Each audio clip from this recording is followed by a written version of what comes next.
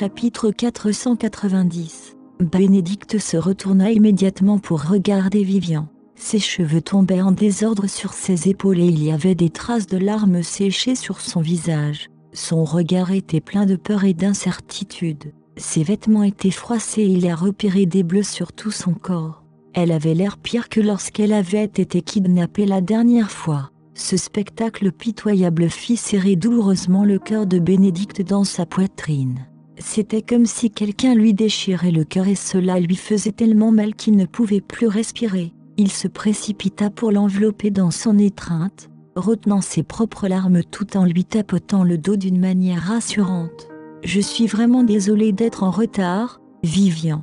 Je suis vraiment désolé que tu aies dû vivre ça, marmonna-t-il, la voix pleine de culpabilité et de regret. » Dans l'étreinte de Bénédicte, Vivian se sentit enfin en sécurité et soulagée. Dès qu'elle baissa sa garde, le barrage d'émotions qu'elle avait essayé de retenir éclata grand. Agrippée aux vêtements de Bénédicte, elle sanglotait de manière incontrôlable. S'il était arrivé une minute plus tard, elle aurait peut-être déjà perdu son enfant. Bénédicte se sentit encore plus mal en écoutant les cris déchirants de sa sœur, s'étouffant lorsqu'il lui dit « Je suis désolée, tout est de ma faute. Je n'ai pas réussi à te protéger. » Cela sortit Vivian de sa misère. Elle leva la tête et le regarda. Les yeux toujours larmoyants, elle bégaya « Tu l'as découvert ? » ?»« Oui, je l'ai découvert. Je sais que tu es ma sœur biologique maintenant. » Bénédicte essuya ses larmes, la regardant avec sympathie. « Pourquoi ne m'as-tu pas dit la vérité avant ?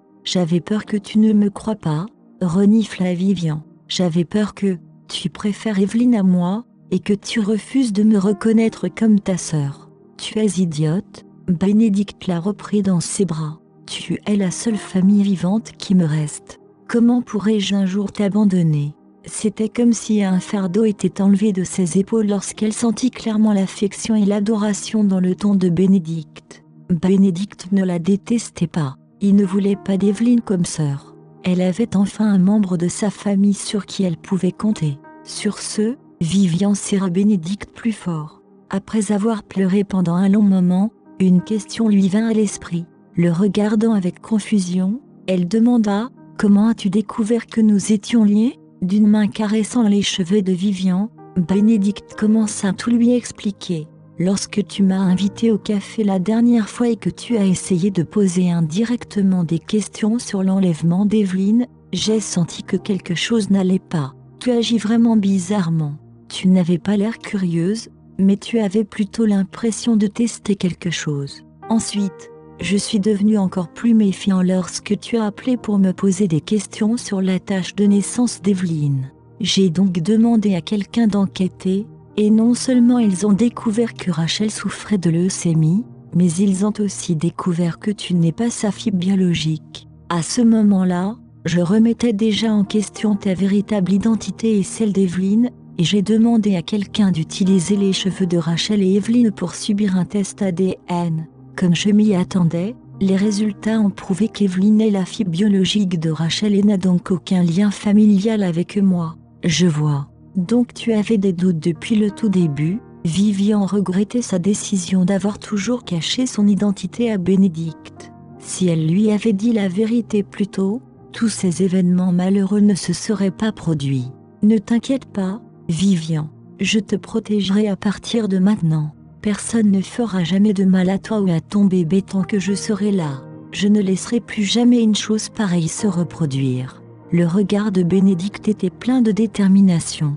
Ce n'était pas seulement une promesse qu'il faisait à Vivian, mais c'était aussi une promesse qu'il se faisait à lui-même. Les yeux de Vivian se remplirent à nouveau de larmes et elle enfouit son visage dans la poitrine de Bénédicte pour sangloter. « Je ne suis plus seule. C'est ce que l'on ressent lorsque l'on est aimé et protégé par un membre de la famille. » Même si Rachel l'aimait aussi, elle préférait évidemment Evelyne parce qu'elle était sa fille biologique. En conséquence, Rachel a souvent oublié de se soucier des sentiments de Vivian. Chapitre 491. Le vœu de Bénédicte de la protéger avait réchauffé le cœur de Vivian d'une manière qu'elle n'avait jamais ressentie auparavant. Mais étrangement, même si elle se sentait extatique et réconfortée, Elle ne pouvait empêcher les larmes de couler et de tremper sa chemise rapidement. Bénédicte la tenait silencieusement dans ses bras, la laissant exprimer toutes ses émotions positives et négatives d'un seul coup. Pleure autant que tu veux. Tu as tellement souffert pendant toutes ces années. Cela a dû être dur pour toi. Laisse tout sortir et dis adieu à ton passé. Je vais te donner une toute nouvelle vie à partir de maintenant. Je ne te laisserai plus jamais ressentir de douleur ni de chagrin. Après que Vivian ait pleuré jusqu'à l'épuisement, Bénédicte l'a soulevée et l'a portée dans ses bras alors qu'il sortait de l'hôpital. Ben, je vais bien. Je peux marcher seule. Embarrassé, Vivian essaya de se libérer de son emprise, mais il refusa de la lâcher. Tu es blessé. En plus, je ne suis pas un étranger, je suis ton frère. C'est bon. Vivian baissa les yeux sur ses pieds ensanglantés et céda, le laissant la porter avec étourdissement. Un sourire léger mais sincère apparut inconsciemment sur son visage. Lorsqu'ils arrivèrent à l'entrée principale de l'hôpital, Vivian aperçut Noah debout au loin et attrapa par réflexe le bras de Bénédicte par peur. Remarquant sa réaction, Bénédicte suivit son regard pour voir Noah. Il avait une idée de la raison pour laquelle elle avait réagi de cette façon. Était-ce l'idée de Finnick d'avorter le bébé, demanda-t-il froidement. Les larmes lui piquant les yeux, il y eut une longue pause avant que Vivian n'admette finalement avec beaucoup de difficulté. Il pense que l'enfant n'est pas le sien. La mâchoire de Bénédicte se serra, sa colère s'affichant clairement sur son visage. Même s'il savait que c'était Evelyne qui avait menti à Finnick à propos de Vivian, il n'avait jamais pensé que Finnick forcerait Vivian à avorter d'une manière aussi inhumaine. Quelqu'un comme lui ne mérite pas Vivian. Veux-tu divorcer? Bénédicte jeta un regard curieux à Vivian. Après un moment de silence choqué, Vivian hocha la tête. Oui. En entendant cela, Bénédicte ajusta le poids de Vivian dans ses bras avant de se diriger vers Noah. Même si elle n'avait aucune idée des intentions de Bénédicte, elle lui faisait entièrement confiance. Noah se tenait à l'entrée principale de l'hôpital, la tête baissée de honte et de remords. Il se détestait de plus en plus à chaque seconde qui passait, imaginant ce que Vivian devait vivre à l'hôpital. Il ne pouvait même pas supporter de faire face au bâtiment, le dos tourné à l'entrée de l'hôpital alors qu'il se battait mentalement. Noah. Noah se retourna à l'appel de son nom, ses yeux s'écarquillant lorsqu'il vit Bénédicte marcher vers lui, portant Vivian. Surpris, Noah recula en trébuchant. Monsieur Morrison. Le regard de Bénédicte était glacial alors qu'il écartait la réaction de Noah. Retourne et dis à Finnick que les papiers du divorce lui parviendront sous peu. Sur ce, Bénédicte se retourna et se dirigea vers sa voiture avec Vivian dans ses bras. Ailleurs, Finnick était actuellement coincé à une réunion du conseil d'administration de Norton Corporation. Il ne savait pas ce qui avait pris son frère. Plus tôt, Mark avait envoyé son assistant pour informer Finnick que Norton Corporation avait des problèmes importants à résoudre et que Mark tiendrait une réunion d'urgence nécessitant la présence de Finnick. L'assistant de Mark semblait extrêmement nerveux et désemparé, alors Finnick le suivit chez Norton Corporation sans hésiter. Mais cela faisait près de 2 heures que la réunion avait commencé, et Finnick n'avait encore entendu personne discuter de quoi que ce soit de substantiel, encore moins mentionner les problèmes importants à résoudre. Finnick, fatigué d'écouter Mark bavarder sur des bêtises, se leva pour quitter la réunion. Il avait beaucoup de travail à accomplir et il n'allait pas laisser Mark perdre son temps davantage. Où penses-tu aller, Finnick? La réunion n'est pas encore terminée, lui cria Mark. Chapitre 492. Les yeux de Finnick se plissèrent d'agacement alors qu'il se tournait vers Mark. Je ne pense pas que cette réunion ait une quelconque importance. Comment peux-tu dire ça? Mark posa une main sur la table. Cette réunion a pour but de discuter de la direction dans laquelle Norton Corporation devrait se développer. C'est la clé pour savoir si l'entreprise peut ou non progresser plus haut et plus loin, et tu dis que ce n'est pas important. Les administrateurs de rang inférieur se sont rassemblés pour être d'accord avec Mark. C'est exact. Comment pouvez-vous gérer Norton Corporation avec cette attitude? Je savais que nous n'aurions pas dû le laisser s'en tirer aussi facilement la dernière fois. Nous devrions révoquer ses actions dans la société. De toute évidence, Il ne se soucie pas de nous s'il va et vient quand il le souhaite. Ne voulant pas faire d'une montagne une taupinière, Phoenix se rassit à contre-cœur et reprit la réunion. Ce qui s'est passé dans le passé n'a pas laissé une très bonne impression au conseil d'administration de l'entreprise. S'ils continuaient à laisser leur mauvaise impression grandir, il y avait de fortes chances qu'il perde son emploi chez Norton Corporation. En voyant cela, l'autosatisfaction traversa le fond des yeux de Mark alors qu'il laissait échapper un soupir intérieur de soulagement. Evelyn l'avait appelé plus tôt, lui demandant de retenir Phoenix vers midi aujourd'hui. Même s'il ne savait pas ce qu'Evelyn avait dans sa manche, elle promit que tant qu'il suivrait ses ordres, elle trouverait un moyen de convaincre Phoenix de transférer ses actions dans la société à Mark. Ayant travaillé avec Evelyn à plusieurs autres occasions, Mark n'avait aucun doute sur la capacité d'Evelyn à réaliser tout ce qu'elle entreprenait. Alors, il a accepté. Mark a traîné encore environ 2 heures avant de finalement mettre fin à la réunion. Phoenix fut le premier à quitter la salle de réunion, provoquant une nouvelle fois le mécontentement des directeurs. Mais il ne s'en souciait pas. Sa patience était déjà à bout, et il ne supportait pas de devoir rester assis là une seconde de plus. Laisse-les penser ce qu'ils veulent. Il est retourné jusqu'au bâtiment du groupe Finor, sur le point d'appeler Vivian et de lui demander comment s'était passé son examen. Il refusait toujours d'accepter l'enfant comme sien, mais cela ne voulait pas dire qu'il allait ignorer complètement la santé et le bien-être de Vivian.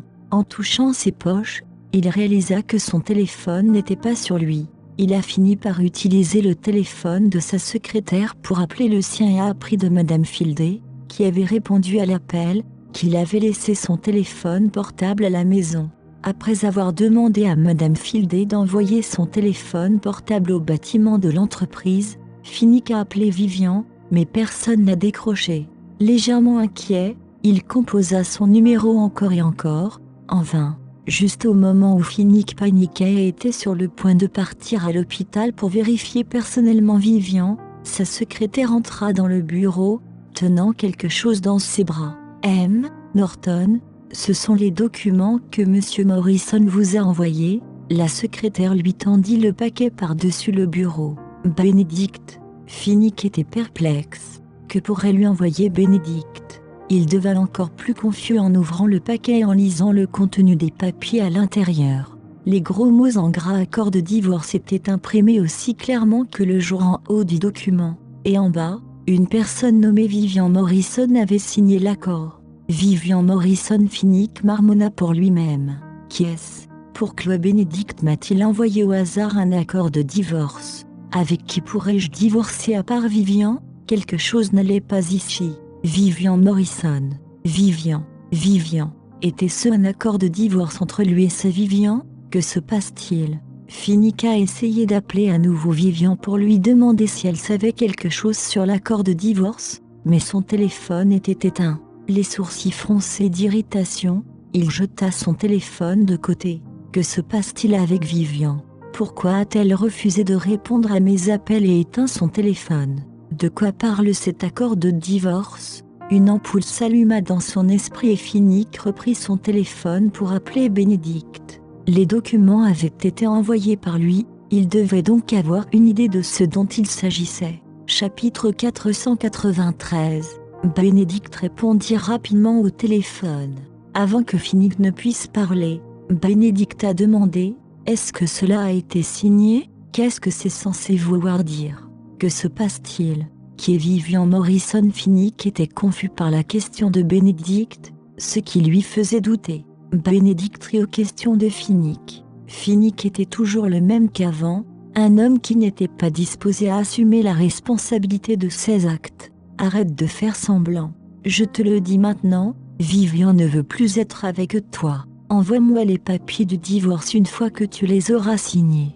Pourquoi Vivian voudrait-elle demander le divorce? Phoenix se sentit complètement confus et dit: est-ce que Vivian est là avec toi maintenant? Donne-lui le téléphone. Je veux lui parler. Tu ne mérites pas de lui parler. Bénédicte rugit de colère au téléphone.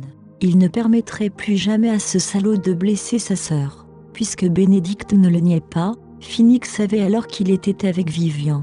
Il n'avait pas réussi à contacter Vivian. Et un jour, à l'improviste, On lui a signifié les soi-disant papiers du divorce. De plus, les choses que Benedict lui disait l'agaçaient. Que veux-tu dire exactement par là, Benedict? Donne-lui le téléphone maintenant. Je veux lui demander moi-même.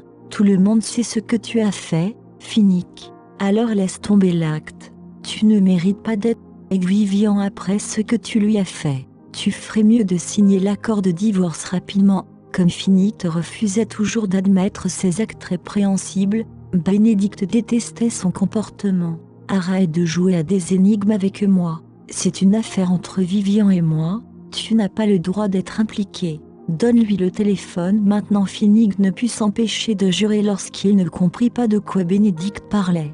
Comment ça? Je n'ai pas le droit. Benedict renifla. Je suis le frère aîné de Vivian. Cela signifie que j'ai parfaitement le droit d'être impliqué. Vivian a l'intention de divorcer. Alors signe vite les papiers et envoie-les-moi. Dès qu'il eut fini de parler, il raccrocha. Il ne souhaitait plus parler à une personne aussi irresponsable. S'il n'avait pas parlé au téléphone, Benedict aurait réduit Finnick en bouillie en pensant à ce qu'il avait fait à Vivian. Mais ce n'était pas le moment de punir Finnick. Plus important encore, il devait aider Vivian à se sortir de la situation. Compte tenu de la position influente de Finnick, Benedict savait qu'il ne pourrait pas arrêter Finnick si ce dernier empêchait Vivian de partir. Par conséquent, il voulait profiter de l'occasion et faire rapidement sortir Vivian du pays avant que Finnick ne puisse agir. Qu'est-ce que tu veux dire par tu es le frère aîné de Vivian? Que veux-tu dire exactement, Benedict? Dis-moi maintenant. Finnick était encore plus confus lorsque Benedict se déclara comme le frère aîné de Vivian. En entendant le silence de mort de l'autre côté du téléphone, Finnick baissa le téléphone de son oreille à ses yeux. C'est seulement à ce moment-là qu'il réalisa que Benedict avait raccroché. Il respirait lourdement et bouillonnait de colère alors qu'il allait et venait. Finalement, il se dirigea vers son bureau et renversa le bureau avec colère. Il y a eu une forte détonation lorsque le bureau a heurté le sol, et tous les documents et affichages ont été dispersés partout. Faisant de son mieux pour calmer la fureur dans son cœur, Finnick repensa à ce que Benedict venait de lui dire. Il a dit qu'il était le frère aîné de Vivian William, et le fait que la signature de l'accord de divorce appartenait à Vivian Morrison a encore plus intrigué Finnick. Sacrebleu, mais qu'est-ce qui se passe? À ce moment-là, Finnick était perdu et il n'avait aucune idée de ce qui s'était passé. Dans l'après-midi même, il sentit que son monde avait basculé. Finnick a décroché le téléphone et a appelé Noah et lui a ordonné d'enquêter sur cette affaire. À cette période, Noah était avec Evelyn. Toi, mon frère a encore sauvé Vivian après avoir entendu ce que Noah lui avait dit. Evelyn avait l'impression qu'elle était sur le point de devenir folle. Serait-ce le destin? Parce que Vivian était bien la sœur biologique de Benedict, il était donc destiné à ce que Benedict vienne à la rescousse de Vivian à chaque fois. Evelyn enfonça ses ongles dans ses paumes et un regard féroce apparut sur son visage. Vivian William, pourquoi as-tu toujours autant de chance? J'ai fait tout ce que tu m'as demandé de faire. Je ne m'attendais pas à ce que Madame Norton soit sauvée. Peux-tu laisser mes parents partir maintenant? Dit Noah anxieusement. Ces derniers jours, Evelyn avait kidnappé ses parents. Il s'inquiétait donc de leur sécurité. Chapitre 494. As-tu fait ce que je t'ai dit? Evelyn a ri de colère, puis elle a crié à Noah d'une voix aiguë. Rien ne s'est passé comme prévu dans tout ce que je t'ai demandé de faire. Ne pense même pas à me demander de libérer tes parents. Evelyn, Noah était furieux, et juste au moment où il était sur le point de se disputer avec elle, il entendit son téléphone sonner. Il sortit son téléphone et vit qu'il s'agissait d'un appel entrant de Finnick. Alors qu'il hésitait à répondre à l'appel, Evelyn lui prit le téléphone. Voyant qu'il s'agissait d'un appel de Finnick, Evelyn rendit le téléphone à Noah et dit « Réponds-y, mets-le en mode haut-parleur. » Que fais-tu, Evelyn? Noah avait un mauvais pressentiment à ce sujet. Réponds à l'appel. Veux-tu que tes parents meurent? Evelyn a menacé Noah. Il lança un regard furieux à Evelyn. Il n'avait d'autre choix que de répondre au téléphone. Dès que Noah a répondu à l'appel, Finnick a dit anxieusement « Noah, je me fiche de ce que tu fais maintenant. Lâche tout maintenant et aide-moi à enquêter sur les allées et venues de Vivian. » Découvre également quelle est la relation entre Vivian et Bénédicte. Après avoir entendu cela, Evelyne tomba dans une profonde réflexion, puis elle fit signe à Noah de raccrocher. « Oui, monsieur Norton. Je vais m'y mettre tout de suite. » Noah raccrocha et se tourna vers Evelyne. Après y avoir réfléchi, Evelyne a une idée. Elle se tourna vers Noah et dit « Tu feras un rapport à Finnick avec ce que je veux que tu lui dises. Sinon, tes parents le paieront de leur vie. » Il n'avait d'autre choix que d'obéir à Evelyne. Bientôt, Noah retourna au bureau de Finnick. « As-tu réussi à trouver quelque chose ?» Finnick se leva rapidement et demanda quand Noah était entré dans son bureau. « Oui », Noah hocha la tête, puis il baissa la tête et répondit à Finnick. « La vraie Evelyne Morrison a été kidnappée à la naissance. Elle a ensuite été récupérée par Rachel. Rachel voulait que sa propre fille ait une belle vie, alors elle a envoyé sa propre fille dans la famille Morrison. Et elle a gardé à ses côtés la vraie fille de la famille Morrison. Par conséquent, Madame Norton est la vraie fille de la famille Morrison et Evelyne est la fille biologique de Rachel. » En fait, Noah a été choqué quand Evelyne lui a dit cela. Il n'aurait jamais cru qu'une telle chose puisse arriver. Après avoir entendu ce que Noah avait à dire, Finnick a finalement compris ce que Bénédicte voulait dire. Mais qu'en est-il de l'accord de divorce ? Je dois obtenir des réponses directement de Vivian moi-même. Finnick se tourna et demanda à Noah, « As-tu découvert où se trouve Vivian ?» « Oui, Madame Norton a pris un jet privé pour Annation avec Monsieur Bénédicte. » C'est impossible. Finnick n'arrivait pas à croire que Vivian soit partie sans même lui dire un seul mot. J'ai aussi découvert que Madame Norton s'est rendu compte qu'il y avait de fortes chances que le bébé qu'elle porte ne soit pas le vôtre. Elle a choisi de vous quitter et d'aller à Annation avec Bénédicte parce qu'elle ne savait pas comment vous affronter. Noah a continué et a dit tout ce qu'Evelyne lui avait appris à dire. Finnick a finalement compris pourquoi Vivian a soudainement demandé le divorce. Il avait refusé de parler à Vivian de son incident humiliant parce qu'il avait peur qu'elle ait honte et le quitte. Il ne s'attendait pas à ce que les choses se passent comme il le craignait. Mais il ne pouvait pas laisser Vivian partir comme ça. Il ne pouvait pas vivre sans elle, il devait donc la retrouver et la ramener. Noah, donne-moi le premier vol pour Annation. Découvre également l'emplacement spécifique de Bénédicte et Vivian dans Annation. Dépêche-toi. Oui, Noah répondit et se tourna pour partir. Bien qu'il ait été menacé par Evelyne et dû dire ces choses contre sa volonté, il a également découvert que le voyage de Vivian à Annation était en réalité vrai. Il serait préférable que Monsieur Norton puisse vraiment la reconquérir, car cela le ferait se sentir moins coupable. Chapitre 495. Attends une minute. Soudain, Finnick arrêta Noah. Je vais t'accompagner maintenant à l'aéroport. Finnick ne pouvait pas rester assis et attendre pendant que Vivian le fuyait. Il ne pourrait jamais permettre qu'une telle chose se produise. En entendant cela, Noah prit place derrière Finnick. Ensuite, ils sont rapidement sortis. Cependant, ils ont découvert que l'ascenseur était temporairement hors service. Finnick, déjà frustré, donna un violent coup de pied dans la porte de l'ascenseur. Puis il tourna à gauche et descendit les escaliers en courant. Juste au moment où il descendait un étage, Evelyne apparut de nulle part de manière inattendue. « Où vas-tu » Finnick. Evelyne l'arrêta avec sa main tendue. « Va-t'en de mon chemin sans perdre de temps. » Finnick repoussa sa main et continua de descendre les escaliers. Evelyne n'allait pas laisser Finnick la quitter, alors elle le poursuivit rapidement et l'attrapa par le bras. « Tu vas chercher Vivian, n'est-ce pas ? Elle est partie. En plus, elle va divorcer, alors pourquoi ne peux-tu pas la laisser partir ? Comment sais-tu ces choses ?» Finnick regarda Evelyne avec méfiance. Evelyne déplaça son regard. Elle ne pouvait pas dire que c'était Noah qui lui avait parlé de l'intention de Vivian de divorcer. Sinon, toutes les choses qu'elle avait menacé Noah de faire seraient révélées. Bénédicte me l'a dit. Evelyne y réfléchit rapidement et dit « Je suppose que tu devrais savoir maintenant que je ne suis pas la sœur biologique de Bénédicte. En fait, il m'a appelé avant de partir. Il a dit que Vivian était déterminée à divorcer. » Après avoir dit cela, Evelyne serra plus fort le bras de Finnick et le supplia d'un ton chaton. « Finnick, il est clair que Vivian ne veut plus de toi. Alors s'il te plaît, ne va pas la chercher, d'accord ? C'est entre Vivian et moi. Cela n'a rien à voir avec toi. » Laisse-moi. Finnick essaya de lui arracher le bras, mais Evelyne le tenait fermement. En entendant la réponse de Finnick, Evelyne était sur le point de s'effondrer. Elle est devenue émue et a fondu en larmes. Rien à voir avec moi, cela a tout à voir avec moi. Je t'aime. Ne sais-tu pas que je t'aime ? Evelyne avait toujours de sentiments pour Finnick. Après tout ce qu'elle avait fait pour lui, il n'avait toujours aucun sentiment pour elle. En fait, tout ce à quoi elle pouvait penser était de s'en prendre à Vivian. Inévitablement, elle avait le cœur brisé. Finnick a été choqué par la déclaration d'amour d'Evelyne pour lui.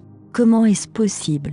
Ne l'a-t-elle pas dit elle-même avant que nous ne soyons rien d'autre que de simples amis ? Evelyne a pleuré et a dit « Je t'ai menti, Finnick. Je ne peux pas être juste une amie pour toi. J'ai seulement dit cela parce que j'avais peur que tu m'ignores. » Les larmes coulèrent sur le visage d'Evelyne lorsqu'elle dit « Depuis que j'ai retrouvé la mémoire, je suis revenue précipitamment de l'étranger pour te chercher. Je voulais te dire que je me souviens de toi. Je voulais aussi t'expliquer tout ce qui s'est passé il y a des années. Je voulais être à nouveau avec toi. Mais à mon retour, j'ai découvert que tu avais épousé Vivian. Finnick, j'ai aussi essayé de me dire que tu es un homme marié et que je ne devrais plus avoir de sentiments pour toi. Mais je ne peux pas t'oublier.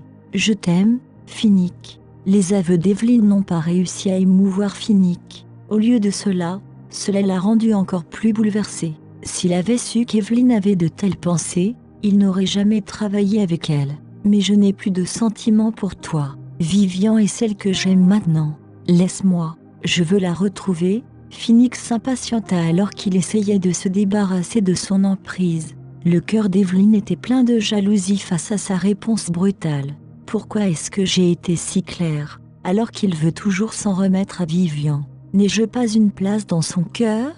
Vivian, tout est de ta faute. La méchanceté brillait dans les yeux d'Evelyne. Sans toi, Finnick ne me dirait jamais une chose pareille. Sans toi, Bénédicte ne m'abandonnerait jamais en tant que sœur. Il m'adorait et me gâtait tellement. Chapitre 496. Maintenant qu'elle ne faisait plus partie de la famille Morrison, et si Finnick ne voulait pas d'elle aussi, alors qu'était-elle censée faire maintenant ? Dois-je commencer à vivre dans la rue ? Non, sa vie devrait faire l'envie de tous les autres. Elle n'allait pas se permettre de se retrouver dans un état aussi misérable. En pensant à cela, Evelyne s'est endurcie et a pris une décision irréfléchie. Juste au moment où Finnick essayait de libérer sa main de sa poigne serrée, elle se pencha intentionnellement en arrière et se laissa rouler dans les escaliers. Evelyne Finnick a été complètement choquée quand il l'a vue dévaler les escaliers et a fini par rester immobile au bas des escaliers. Il se souvient qu'il n'avait pas utilisé beaucoup de force pour la repousser. Alors, comment a-t-elle pu tomber dans les escaliers ? Ai-je utilisé trop de force pour la repousser ? Ce n'était pas le moment d'y penser, alors il repoussa cette pensée au fond de son esprit. Il dévala les escaliers pour aider Evelyne à se relever. Mais il la trouva inconsciente et son front saignait à cause de la lourde chute. En état de choc, Finnick tourna la tête et cria à Noah « Appelle une ambulance maintenant, dépêche-toi ». Plus tôt, Noah était rempli de mépris en écoutant Evelyne déclarer son amour pour Finnick. Cette femme sait vraiment comment agir. Elle a fait tellement de choses vicieuses, mais elle s'est pourtant présentée comme la victime ultime. Dieu merci, Finnick a rejeté sa confession d'amour. Que se passe-t-il ? Comment Evelyne a-t-elle pu tomber si soudainement dans les escaliers ? Noah les observait tous les deux à l'instant. Il n'aurait jamais pu croire que Finnick l'avait fait tomber dans les escaliers. Se pourrait-il qu'Evelyne soit tombée volontairement dans les escaliers ? La femme était prête à aller jusqu'à se faire du mal pour atteindre ses propres objectifs. Peut-être que cela pourrait être un stratagème amer contre Finnick. Au fond de ses pensées, Noah entendit Finnick lui crier dessus, et il se reprit rapidement. Même s'il avait des doutes sur cet incident, il ne pouvait pas les partager avec Finnick. Après tout, il était considéré dans une certaine mesure comme le complice d'Evelyne. Mais il y avait juste certaines choses dont il ne pouvait pas discuter avec Finnick. Compris, a répondu Noah, puis il a rapidement sorti son téléphone et a contacté l'hôpital. Pour l'instant, peu importait qu'elle se jette délibérément dans les escaliers ou non. Le fait est qu'elle a été blessée et ils ont dû l'envoyer rapidement à l'hôpital. De plus, si quelque chose lui arrivait, il ne saurait pas où chercher ses parents. En quelques instants, le bruit des sirènes des ambulances retentit de manière stridente au rez-de-chaussée. Finnick a rapidement aidé les ambulanciers à soulever Evelyn sur la civière, puis il est monté à bord de l'ambulance et s'est rendu à l'hôpital. Quoi qu'il en soit, il devait assumer la responsabilité de ce qui s'était passé plus tôt. Il devait rester pour s'assurer que la vie d'Evelyn ne soit pas en danger. Il a dû suspendre son projet de quitter le pays à la recherche de Vivian. Finnick semblait tendu alors qu'il attendait à l'extérieur de la salle d'opération. D'un côté, il s'inquiétait pour Evelyn et priait pour qu'elle aille bien. Sinon, il avait peur de ne pas pouvoir s'exonérer de son blâme. Et pourtant, d'un autre côté, il était encore plus inquiet à propos de Vivian. Où est-elle maintenant? Est-elle arrivée dans la nation? Où dois-je aller pour la trouver? Et si Vivian insiste toujours pour demander le divorce après que je l'ai retrouvée, que puis-je faire pour la reconquérir? Finnick aurait aimé pouvoir partir à la recherche de Vivian maintenant. Il la garderait ensuite à ses côtés pour le reste de sa vie et ne lui permettrait jamais de le quitter. Pour l'instant, il ne pouvait penser qu'à elle, et cela suffisait à le rendre fou. Malheureusement, il ne pouvait pas encore partir. Evelyn était toujours dans la salle d'opération, il devait donc rester pour s'assurer qu'elle allait bien. Juste au moment où sa patience était sur le point de s'épuiser, le voyant de la salle d'opération s'est éteint. À la vue du médecin sortant de la pièce, Finnick s'avança rapidement et s'interrogea sur l'état d'Evelyn. Le médecin avait l'air abattu et demanda « Quelle est votre relation avec le patient ?»« Je suis son ami », répondit Finnick, avec le pressentiment que quelque chose n'allait pas. « Vous feriez mieux de contacter les membres de la famille du patient dès que possible. Ses 2 jambes sont gravement endommagées suite à la chute. Nous l'avons opéré mais nous n'avons pas pu sauver ses jambes. J'ai peur qu'elles doivent passer le reste de sa vie dans un fauteuil roulant. » Le médecin secoua la tête avec regret et dit « Quel dommage d'être atteint de paraplégie à un si jeune âge. Quand elle se réveillera, elle sera agitée. Il vaut donc mieux rester à ses côtés pour la réconforter et la garder calme. » Chapitre 497. Le médecin se retourna et s'éloigna, laissant Finnick seul, hébété. Paraplégie? Comment est-il possible qu'Evelyn soit si gravement blessée? Je n'ai pas utilisé beaucoup de force pour la repousser, mais ce n'était pas le moment de se soustraire à ses responsabilités. Il semblait qu'Evelyn était bel et bien tombée dans les escaliers lorsqu'il lui arracha le bras. Il devait définitivement en assumer la responsabilité. Qu'est-ce que je devrais faire maintenant? Comment vais-je annoncer la nouvelle à Evelyn? Elle est encore si jeune. Comment va-t-elle réagir lorsqu'elle apprend qu'elle doit passer le reste de sa vie dans un fauteuil roulant? Finnick s'est effondré sur une chaise à l'extérieur de la salle d'opération. Il s'effondra et enfouit son visage dans ses mains alors qu'il se noyait dans la culpabilité. Tout était de sa faute. Il n'aurait pas dû être aussi brutal lorsqu'il relâcha son bras de la poigne d'Evelyn. Il aurait dû garder son sang-froid et lui parler calmement. Autrement, cela ne serait pas arrivé. Qu'allait-il faire maintenant? Noah attendait avec Finnick à l'extérieur de la salle d'opération. Il a également été choqué après avoir entendu ce que le médecin avait à dire. S'il s'agissait d'un stratagème amer contre Finnick, alors c'était un prix trop élevé à payer pour Evelyn. En voyant Finnick plongé dans le remords et la culpabilité, Noah se sentit mal et inquiet. Compte tenu de la personnalité de Finnick, il se tiendrait certainement responsable de cet incident. Et il prendrait très probablement l'initiative de prendre soin d'Evelyn pour le reste de sa vie. Peut-être qu'Evelyn l'a fait dans ce but. Mais si tel était le cas, qu'en est-il de Madame Norton? En pensant à cela, Noah ne put s'empêcher de demander à Finnick « M. Norton, vous voulez aller chercher Madame Norton maintenant? Je vais réserver un billet d'avion pour la nation tout de suite. » Finnick resta silencieux et ne répondit pas. Le cœur de Noah battait à tout rompre face au manque de réponse de Finnick. Il semblait qu'Evelyn avait atteint son objectif. Il est vrai qu'après un moment de réflexion, Finnick dit « Mettez cela de côté d'abord. Nous en reparlerons plus tard, une fois que j'aurai réglé les choses pour Evelyn. » En fait, Finnick voulait vraiment s'en prendre à Vivian tout de suite. Mais Evelyn était toujours à l'hôpital à cause de lui. Il ne pouvait définitivement pas se lever et partir. Sur ce, Phoenix se leva et se dirigea vers la chambre d'Evelyn. Noah était resté seul et il commençait à paniquer, mais il ne pouvait rien dire du tout à Phoenix. Evelyn était déjà réveillée lorsqu'il entra dans la salle. Son visage était aussi pâle qu'un fantôme et elle avait l'air faible et pitoyable. Les larmes montèrent aux yeux d'Evelyn lorsqu'elle le vit entrer dans la salle. « Phoenix, tout à l'heure, l'infirmière a dit « Mes jambes, mes jambes ». Evelyn s'étouffa et se tut. La culpabilité dans les yeux de Phoenix devint encore plus intense lorsqu'il apprit qu'elle était déjà au courant pour ses jambes. Il se dirigea vers le côté du lit d'Evelyn et s'accroupit. « Tout est de ma faute, Evelyn. J'ai fait une erreur. Mais ne t'inquiète pas, j'en assumerai l'entière responsabilité. Je suis désolée. » Après avoir entendu les excuses de Phoenix, Evelyn se sentit un peu suffisante et surprise, mais elle a continué à feindre la tristesse et a dit « Tout va bien, Phoenix. Ne dis pas ça. Ne te blâme pas. C'est entièrement de ma faute. Je n'aurais pas dû me mettre en travers de ton chemin. » Immédiatement, Evelyn se couvrit la bouche avec ses mains pour s'empêcher de brailler. « Mais je ne peux vraiment pas t'oublier, Phoenix. Je ne peux vraiment pas contrôler ce que je ressens pour toi. Je pensais que tu m'attendrais, je dis. » Evelyn sanglotait. Phoenix se sentait encore plus coupable. En pensant à cela, Evelyn n'était pas à blâmer.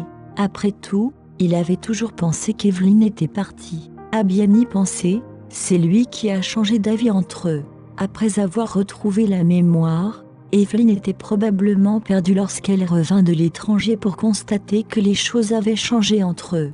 Mais son cœur appartenait à Vivian et il n'y avait pas de place pour Evelyn. Pour le moment, il ne pouvait que faire de son mieux pour se rattraper auprès d'Evelyn. « Evelyn, je dois en assumer la responsabilité. Fais-moi simplement savoir comment je peux me rattraper et je ferai de mon mieux. » Phoenix regarda Evelyn avec sérieux pendant qu'il disait cela. Chapitre 498. Au fond de son cœur, Evelyn était ravie après avoir entendu la promesse que Phoenix lui avait faite. Mais elle feignit un regard troublé et se mordit la lèvre en regardant Phoenix. « Est-ce que tu veux dire ça, Phoenix? Es-tu vraiment prêt à faire n'importe quoi pour moi ?» « Oui. » Phoenix hocha la tête. Une fois de plus, il s'est engagé envers elle. « Tout ce que tu veux, Evelyn.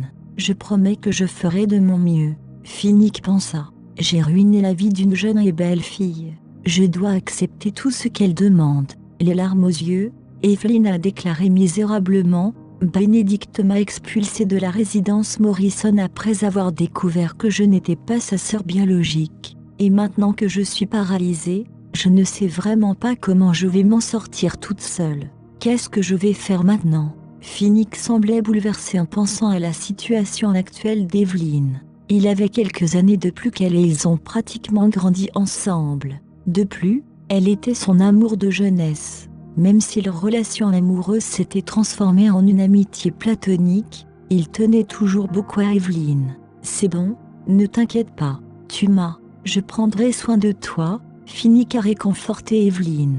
Il y eut un éclair de joie dans les yeux d'Evelyn lorsqu'elle entendit enfin Phoenix dire ce qu'elle voulait entendre. Phoenix ne remarqua pas sa joie momentanée car sa tête était baissée. « D'accord. » Evelyn a pleuré et a hoché la tête, puis elle s'est jetée dans les bras de Phoenix. « Tu es la seule personne sur qui je peux compter maintenant, Phoenix. Tu ne dois jamais me quitter. Je t'aime vraiment. Promets-moi que tu resteras à mes côtés pour toujours. Nous serons comme il y a 10 ans.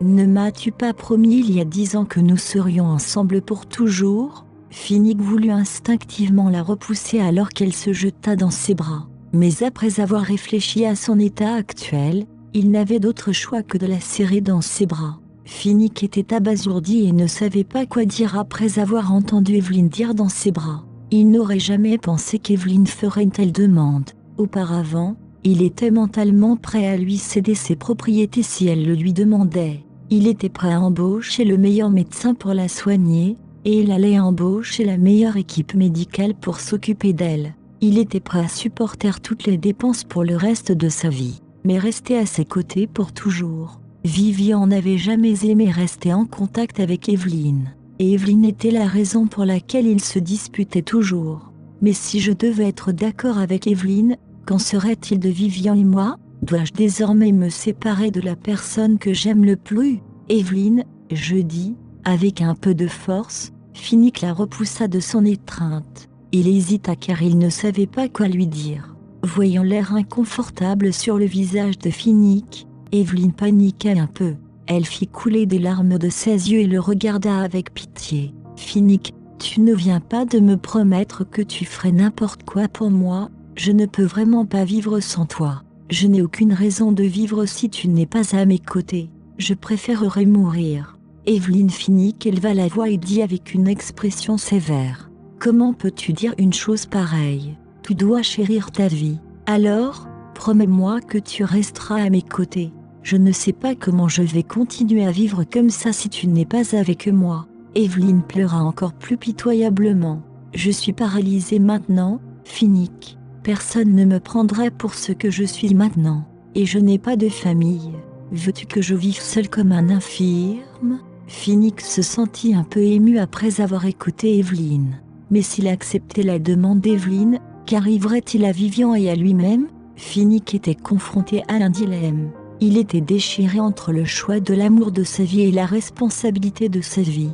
Que dois-je faire? Chapitre 499. Jetant un coup d'œil à Evelyne, qui pleurait devant lui, Finnick était plein de culpabilité.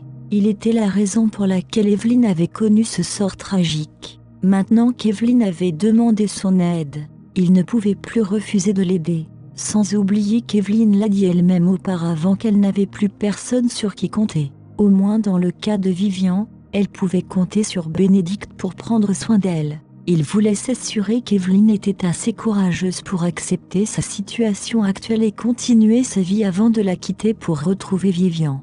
Après avoir réfléchi un moment, Finnick a finalement répondu « D'accord, je promets que je resterai ici avec toi. » Vraiment Evelyne gambadait de joie. « Merci, Finnick. Merci beaucoup. » Elle l'embrassa. Evelyne avait l'impression d'être sur un petit nuage. « Vivian, même après m'avoir volé ma place dans la famille Morrison, tu n'arrivais toujours pas à convaincre Finnick de t'aimer. En fin de compte, c'est moi qu'il veut vraiment.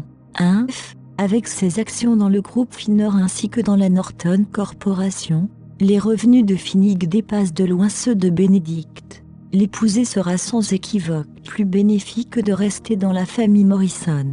Ah, qui a le dernier mot maintenant? C'est à cause de moi que tu as fini comme ça. Laisse-moi au moins faire ça pour me rattraper. Finnick repoussa doucement Evelyne et ajouta, tu devrais t'allonger et te reposer. J'ai certaines choses dont je dois m'occuper. Je reviendrai plus tard.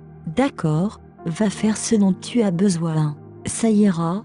Ayant atteint son objectif, Evelyne agit avec obéissance. Après avoir aidé Evelyne à s'allonger, Finnick se retourna et quitta la salle. Noah, qui attendait Finnick à l'extérieur de la salle, s'est précipité vers lui. Norton, qu'a dit Evelyne? Noah avait peur qu'Evelyne ait fait une demande déraisonnable à Finnick. Feignant l'ignorance face à sa question, Finnick le regarda et dit « Donne-moi l'accord de divorce qui a été envoyé par Bénédicte. Je vais le signer. » Norton, vous ne devriez vraiment pas le signer, conseilla frénétiquement Noah car il savait qu'Evelyne prévoyait que cela se produise. Monsieur Norton n'aurait pas accepté de signer l'accord de divorce si Evelyne n'avait pas empiété sur sa relation avec Madame Norton. Noah était frustré de ne pas pouvoir faire part de ses réflexions sur Evelyne à Finnick. Norton, Madame Norton doit attendre que vous alliez la trouver. Vous ne pouvez pas, alors que Noah faisait de son mieux pour convaincre Finnick. Finnick l'interrompit et dit « Je suis décidé quant à mon choix. Donne-moi simplement l'accord de divorce. » Voyant que Finnick était déterminé à signer l'accord de divorce, Noah ne pouvait que se taire et obéir à son ordre.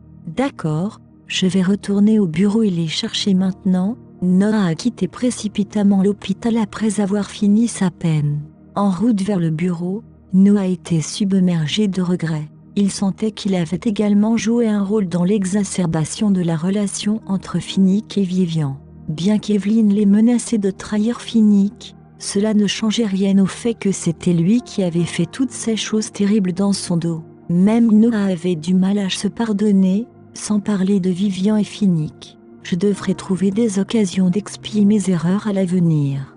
Après avoir obtenu l'accord de divorce, Noah est rapidement retourné à l'hôpital. En regardant l'accord de divorce devant lui, Finnick a reçu le stylo laissé par Noah mais hésitait à signer son nom dessus. Les souvenirs vifs de lui et de Vivian évoquaient soudainement dans son esprit, provoquant un sentiment de tristesse dans son cœur. Si je devais signer mon nom sur ce morceau de papier, cela signifierait que j'ai officiellement rompu mes liens avec Vivian. Finnick se força à sourire. Les merveilleux souvenirs que nous avons ensemble vont-ils se terminer comme ça ? Notre relation pourrait-elle être déterminée par une simple signature sur certains documents ? M. Norton, vous pouvez toujours changer d'avis. Il n'est pas trop tard pour poursuivre Madame Norton. Voyant l'air misérable sur le visage de Finnick, Noah tenta une fois de plus de le convaincre. Finnick fut sorti de ses pensées après avoir entendu ce que Noah avait dit. Il leva ensuite la tête pour jeter un coup d'œil en direction de la salle d'Evelyn. La vue d'Evelyn fondant en larmes lui revint à l'esprit. Ayant renforcé sa détermination, Finnick a rapidement signé son nom sur l'accord de divorce.